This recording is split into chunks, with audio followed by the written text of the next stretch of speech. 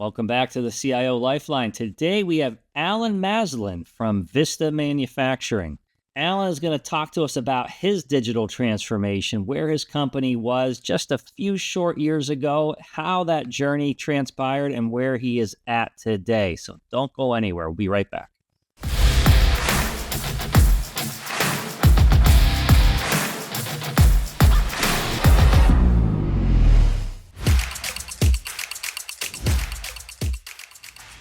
Allen, good morning. How are we doing? Doing wonderful. How about you guys?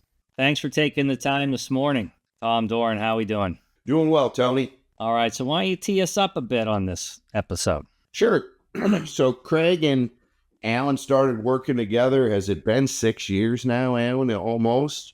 It's been, I would say, 5 to 6 years. Yes, it's been a bit. Yeah, local Elkhart guys. Craig had been around forever. They knew Allen, and they got to talking. And Allen, why don't you tell us the rest? Yeah, Craig and I got to talking at a fundraiser event. Sat at the same table, and he was kind of sharing his vision for what he wanted to do with virtual CIO company and the ability to help smaller companies who couldn't have a full-time CIO on board to come in and really give some strategic direction and help them with their IT needs. And so we got to talking, and we just started working together.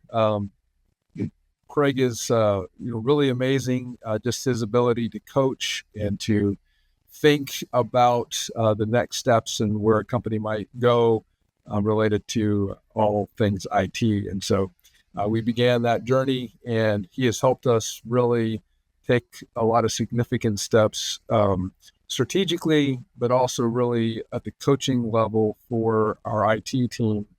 He's had a significant impact. What was the size of your IT team when you two first met? I think when we first met, we had maybe a 3/4 of a person. So one person who was given some energy to it. We were using an additional managed services provider to do a lot of the heavy lifting. But really, they were just kind of the tactical piece. We weren't really getting any strategic piece, and that's what I was hoping that Craig could bring to us at the beginning. What was the first major initiative that you ended up taking on? It was just to create our initial strategic plan. Coming into 2020, we really saw the need to have this digital transformation, to look at everything that we were doing with technology and use technology to really advance the company.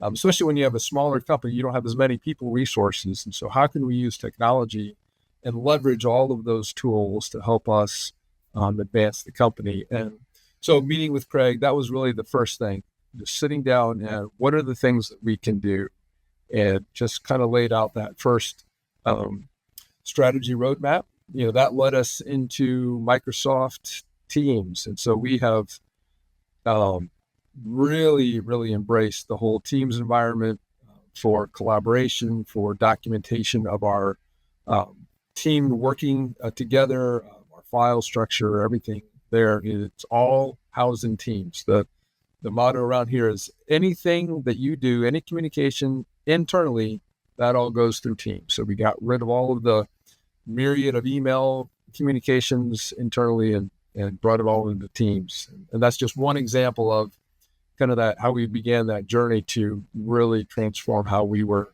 working using technology. And you're one example of the type of clients that we love because it has to start from the top. I mean, just listening to you walk through this, there's clearly is an understanding and a passion for it. And that is just, it's not always how it goes. And when we don't have that full executive suite, leadership, ownership, buy-in, it just makes initiatives like this all the harder. Yeah, I clearly have a vision for what we can be. And, I think you're right, because it does, there's some investment of time, investment of money, changing the way that you think about business and the way that your teams work. You have to be willing to do that, and you have to lead the change. In digital transformation, a lot of times it sounds neat, but then it's, how do you actually get the team to do that? And yeah. So Right. You're right. It does have to start at the top, and then the leaders have to have a vision for what technology can do for the company. Well, and many times, you mentioned teams, and it seems kind of obvious, right? For many folks out there, every day they use Teams. They pick up a phone or they join a meeting, there's a difference between transactionally using Teams and what you just described, Alan, right? In organizing your work and keeping all of our communication within a channel so it's easy to digest and everybody's in the same mental headspace when we're looking at it. That makes a big difference, huh? It does. And, it's kind of funny because we'll hire new employees and they'll come in and our IT team sits down and goes through how we use Teams. And they've heard of Teams and maybe used it a little bit, but they're like, man, you guys are really using Teams.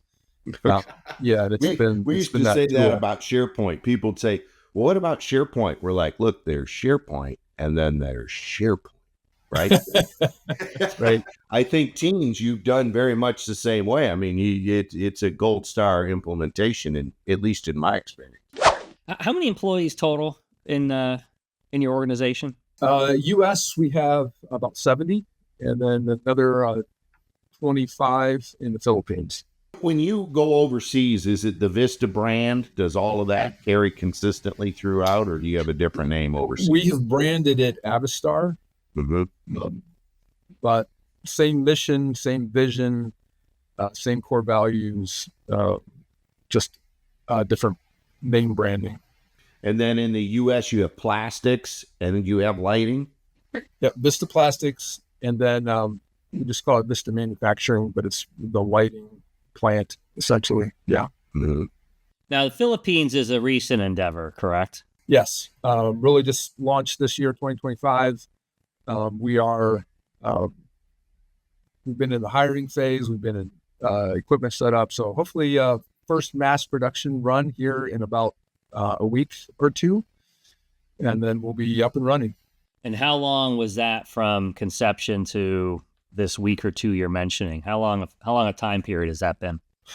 We've been thinking about it for probably 3 years, but then about a year and a half ago, we began in earnest looking for property, understanding, what are the requirements to open up a facility there. So it's been a journey. At the Philippines. We were looking for a country that was friendly to the U.S., where we could hopefully believe there would be more longer-term geopolitical good relationships down the future. We believed we needed somewhere in Asia where we could have easy access to the electronic components that we need, and then the labor rate. So, one of the points of manufacturing outside of the U.S. is being able to do it more cost effectively. And the reason I asked, Tony, is just to make the connection. We say this a lot, but people think, you read the Wall Street Journal, you read headlines, people say tariffs, people say this, people say that. These are small companies navigating what's the geopolitical future look like? I mean, Alan, do you spend a lot of time, around the house thinking about geopolitics in your free? This is a complicated thing that you guys have had to master, and I just think it makes what you do really interesting, even though I'm sure you lose some sleep now and then. Yeah. So your first time there, I mean, I loved how you arrived there and the thought process that went into it. But that's an impressive timeline, because, for companies who's dipping their toe in overseas for the first time, I mean, that comes with a whole swath of challenges, locally, culturally, all the things, right? And you navigated that. You start production in a week or two, and I got to say, congrats. Yeah, thank you. We were very fortunate to have made connection with a gentleman who's now the general manager of the plant over there. And he really, was boots on the ground, and someone that really fit in with the Vista culture well. And then you've got one of your lead engineers down there as well, from the U.S. Is that Yes, right? we sent one of our team members over there, one of our engineers to help. And how long do you intend to have that presence there? Probably about 2 years. Mm-hmm. So he went over there in January. Again, Alan, sharing that because I love the way you've gone about this, right? Because these are all the things that, at least in our experience, when we see companies that succeed, then, making sure you've done the homework, you understand the local landscape, you've got a local contact, but you also have somebody from the home office on site, not for a couple days or a couple of weeks. And that's important to us because as we open up, so we had our main location, and then in 2021 we opened up Vista Plastics. It was an acquisition here locally, smaller company, very small, that we've grown. And then now we've started our own factory in the Philippines. And through that, what we're trying to do is duplicate everything that can be duplicated, individualize where we need to, but systems and processes and work instructions and the way that we do things, we want that to be the same. We want everybody who interacts with every Vista location to have the same Vista experience. Tony came from a plastics background, and that really was always their mantra, right? We want one face regardless of where you interact with us. Oh yeah, no, you're taking me back in time a little bit. But yeah, so I'll pose the question that I got when I go back in time, but supporting that, so conceptually the same process, the same flow, the same tools as best you can, but now you have to support it. People have to adopt it. The change management element is pretty important. So, how did you go about that? It's been a little bit of a trial and error, thinking about BC specifically. We initially thought we could, our IT team here could do all the setup, and then we would have kind of the leads here train the team members over there. So our controller training their accountant in the Philippines, our purchasing supervisor here training the purchasing agent there in the Philippines. And just for a variety of reasons, it just got challenging. Certainly the time difference was a big factor. Their lack of ever having any experience of BC, that was a factor. So we've ended up contracting with another local service provider, a bar over there that's boots on the ground.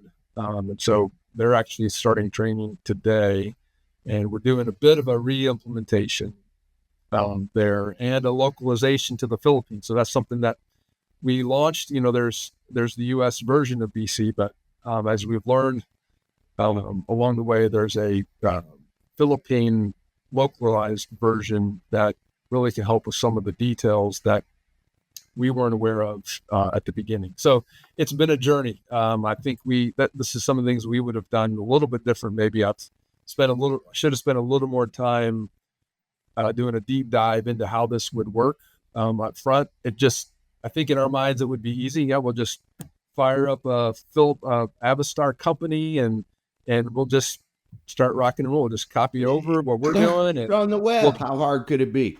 Right. We'll just spend a few minutes training them, and they'll be, rocking and rolling. And no, it was not quite like. One clarification for our audience. So BC is Microsoft Dynamics Business Central, and it's an ERP implementation. And frankly, during this journey, Alan, you guys implemented Business Central. Is that right? Yes, we did. And just a little bit on the digital transformation. So we were running a ERP that was basically an enterprise version that we had hosted on a remote server at a company called Rackspace down in Texas. We're in Elkhart. And our strategy with working with Craig and the team there was really to go 100% cloud and move everything. So we moved everything to, Azure, everything in the cloud, and getting away from our other ERP provider, moving to Microsoft Business Central was one of those key pieces that we felt like would integrate all of our systems and make the cloud initiative much better. So these are all things that, as Craig helped us think down through the future, we laid out a roadmap on where we want to go with a 100% cloud-based system. And, it wasn't just, here's the vision down the road, helping us get there. What are the steps? What do we need to do next? And how do we get there incrementally? Meeting with our team, doing brainstorming sessions and all of that.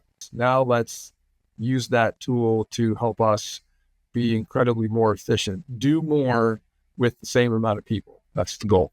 If I'd have known any better, Allen's moonlighting for the Microsoft marketing department. Yeah. No, honest to God, like this is an amazing story because it's a world we live in every day, right? But to listen to you actually experience it and feel it is a whole other story. And you are recognizing the benefits. And again, just an amazing transformation for a company your size and where you were just 5 short years ago, and here you are today. I love it. And small's relative, and in privately held businesses, we don't all show each other a closet. But is it safe to say that that you're bigger than 10 million and you're under 50 million? Is that a fair range? Yes. Okay. Just that helps our audience too, because you say small, and some people are like, so is it Allen and his sister out of a garage? Or We did $500 in sales last month. Yeah, exactly. That's right. We're eating out Right. tonight, baby. Right. Kept the power on. Yeah. So how long has Vista been around? Since 1979. Your brainchild? I've been here about 10 years. So it was 2 brothers started the company. One was the engineer, had kind of all these creative ideas, and the other brother was the business guy. Very Apple of them. The son of one of those 2 brothers is the full owner of the company. You recently went through the executive AI journey with VCIO Global. Yes. We wanted to continue to take those steps in our digital transformation, because that's not as we all know, it's not a one-time event. It's a journey, and we want to stay on the journey and continue down that road. So really the next phase is, how can we bring artificial intelligence to bear on our business to help us win, right? And we did a number of monthly training sessions on here's what AI can do for you. Here's what it does. Here's how you do the prompts. Getting feedback. What are we using it for? How's that going? Why isn't that working? And so just beginning this journey for us it's just an understanding at the beginning. Here's what we can do, because, that whole segment, as we all know, is still developing itself. And so we want to learn along the way. And I continued to had a great meeting with Craig, even just last week, on using some of these tools for strategy and other things to just give some insight. I mean, it's Have you had the moment yet, Allen, where you the first time you go, whoa? Yeah. Well, I sat there with Craig, and just the idea that Chat GPT can be the strategic thought partner, and then some of the thing we prompted it together, and I literally was speechless. I don't even know what to say about this. You see some of the other people, like I have an accountant, he's low-level accounting assistant, but he is super excited about using technology, and he is jumping in. And so, to see those people that get excited, and then, our job is to give them the tools they need to thrive and reimagine their roles even. So what's your next AI initiative? accounting and purchasing are really the two areas that we're going to focus on. They've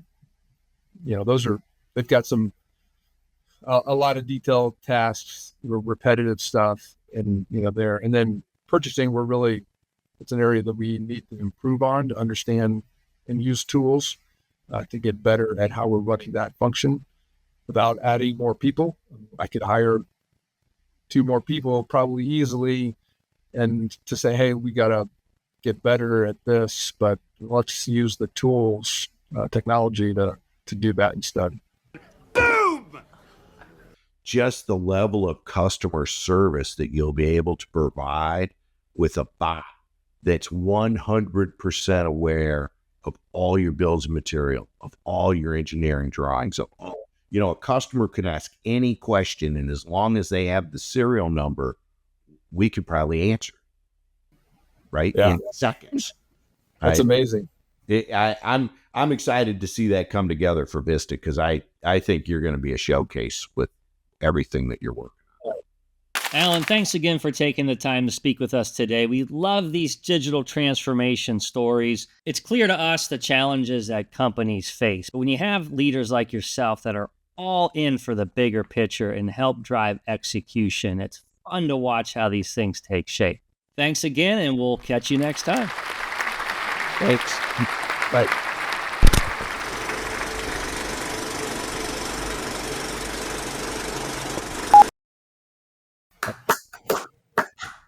That helps him sync up the audio. It's like in the old movies when they had the little clacker. That's what that was doing. Nice.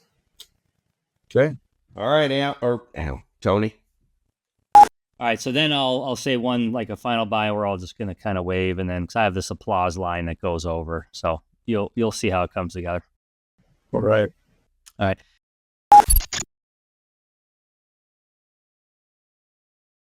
I am a puppet for anyone who can afford me. I am your new best friend.